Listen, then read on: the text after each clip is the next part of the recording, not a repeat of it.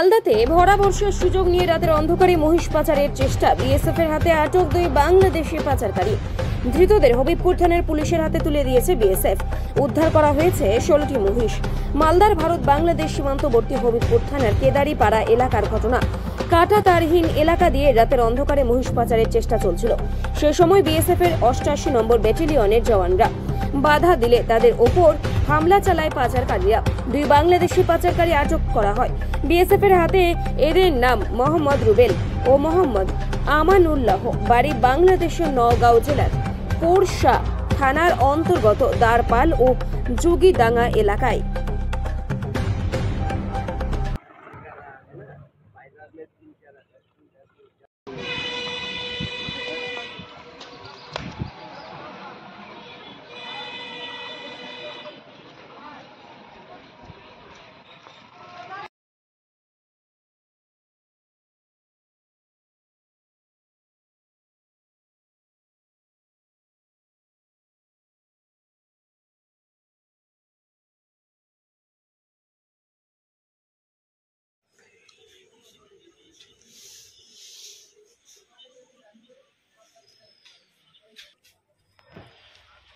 আমাদের এখানে থাকার ব্যবস্থা নেই, একটা এটা ব্যবস্থা কিছু স্যার।